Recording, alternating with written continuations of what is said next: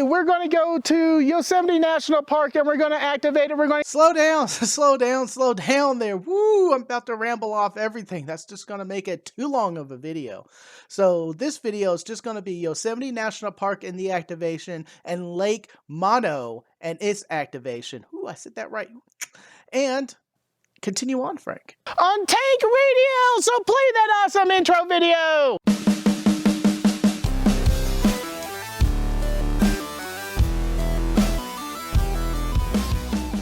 Currently, this is my bag. It's almost packed all the way. I currently have my tripod strapped to the side and my heavy coat to the bottom.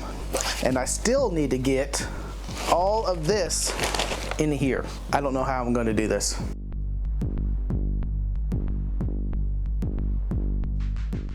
Nope, that's not going to work.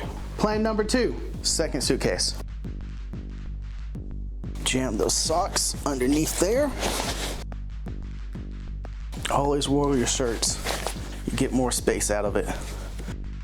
Jeans are the worst thing to pack. They do not condense down well and they're heavy. Ta-da! I did a thing. I just need to find a spot for this now. I forgot my jacket also on the back of the pack. Now I gotta go back and repack my 3-day pack for the search group. And everything in the big bag. I am just going to cut this. On to traveling! I don't know why. Planes plus bridges equals awesome in my book.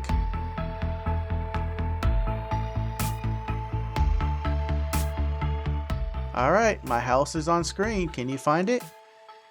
Can you find it? Time's up. Back to time lapse. Look, it's the Grand Canyon. Or is that it? Or is that it? I don't know. Let's go on.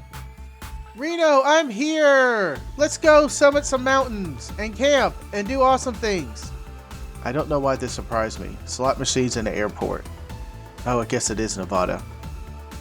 This is the closest we got to fires, but now looking back on it, the earth is not scorched. See how this goes. I didn't get much beer.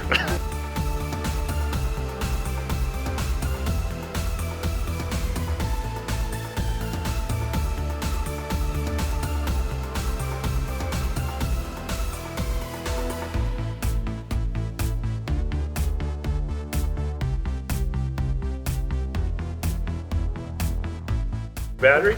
Come on over. Looks good. He did a whole video on a battery for a seat battery. Can't escape it. Anywhere I go, at the grill. Ooh.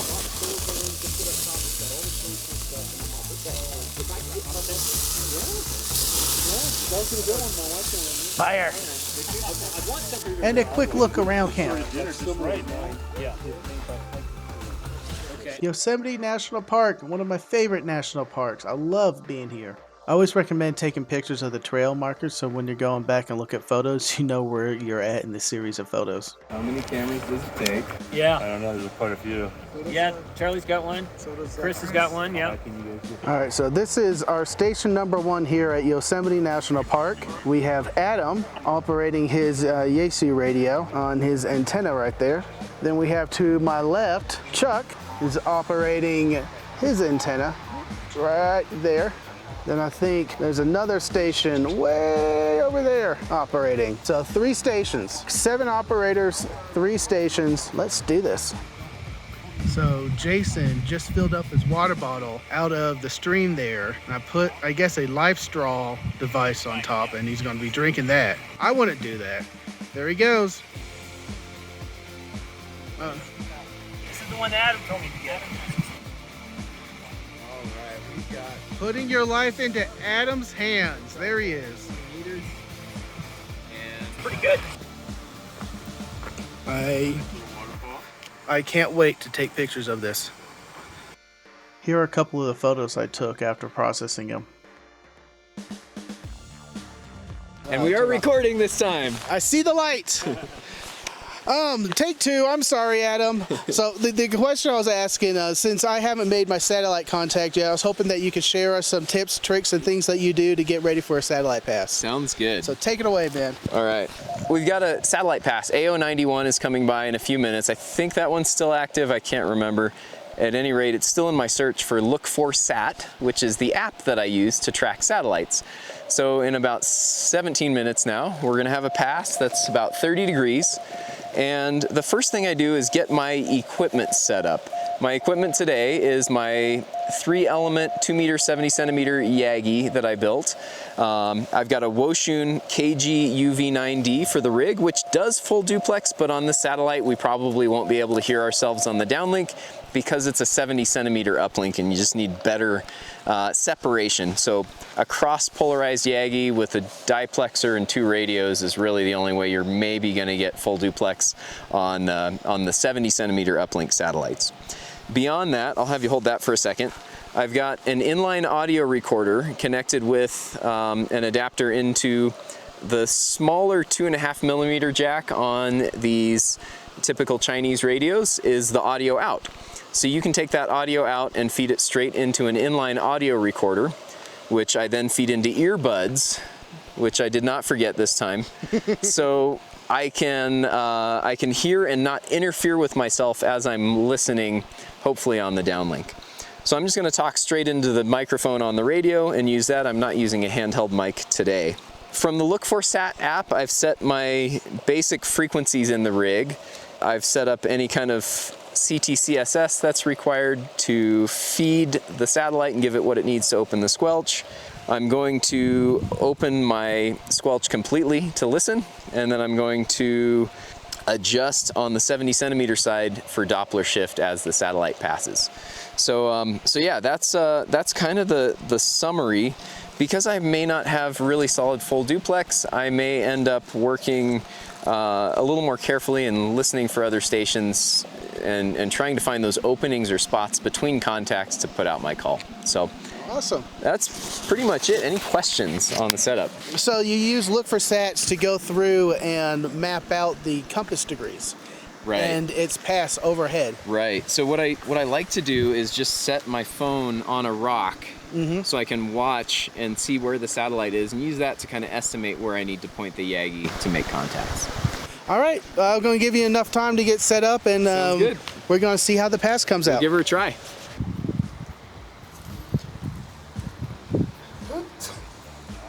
Well, it's behind the rocks now. I heard some stations in there, but could not quite make it happen. I just didn't get the opportunity to jump in. Made a couple of calls, but didn't quite get it. So, oh well. So it goes. That's the fun of satellites.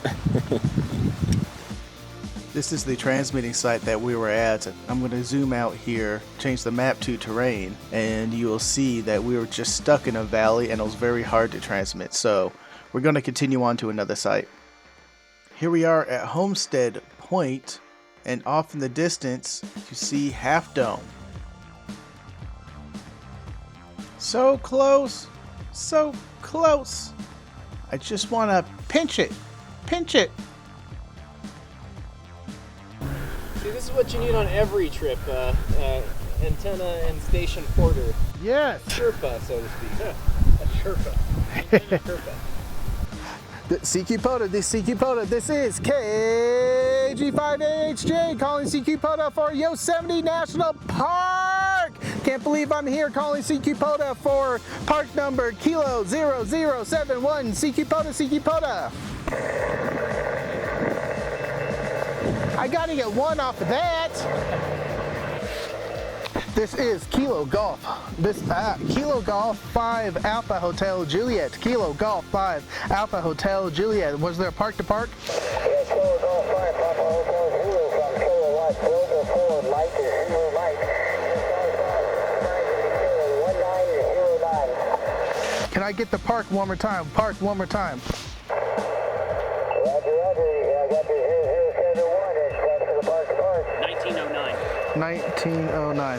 Thank you for the park to park, and good luck out there. This is Kilo Golf 5 Alpha Hotel Juliet QRZ. Kilo 5 Alpha Papa Delta. Kilo 5 station? This is Kilo 5 Alpha Papa Delta, QSL. Papa Delta. QSL, I am Kilo Golf 5 Alpha Hotel Juliet at park number 0071. QSL? QSL, Kilo Golf 5 Alpha Hotel Zulu. This is Kilo 5 Alpha Papa Delta. You're 57, State of New Mexico, November Mike. Roger. Roger, tab. You're in the log, 73.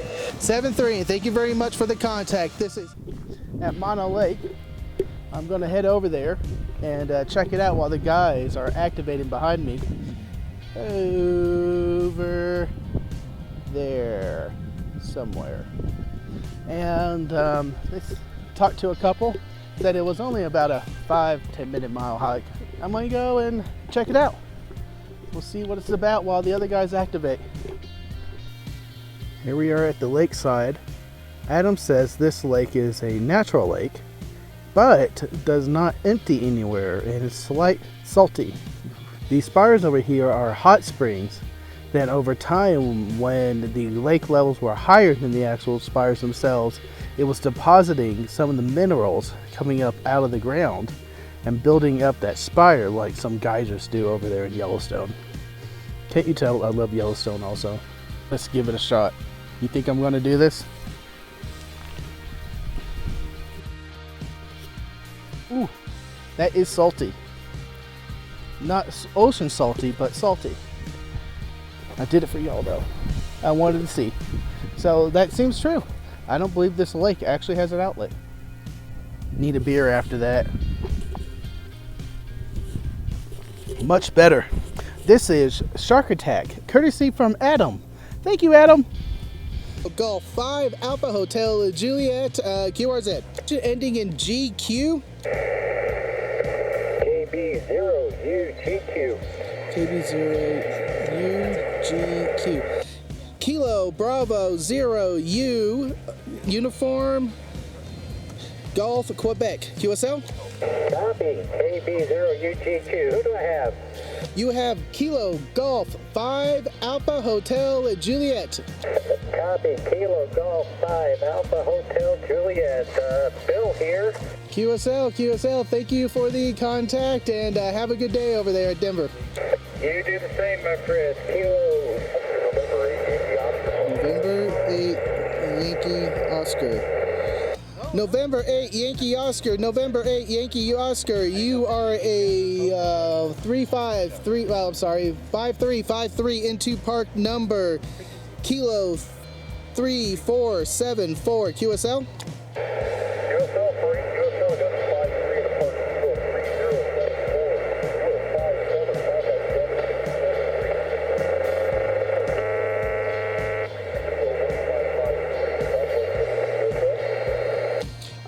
Park information. You got some QRM right on top of you for the park.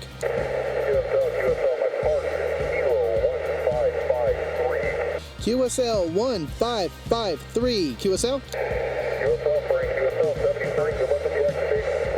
73, and thank you very much for the contact. This is KG5AHJ, QRZ. Kilo 5 Yankee, Victor Yankee. Kilo 5 Yankee, Victor Yankee. I recognize that call sign. I read you a 5555 into Park 3474 QSL. QSL Tank Radio. Hope y'all having fun.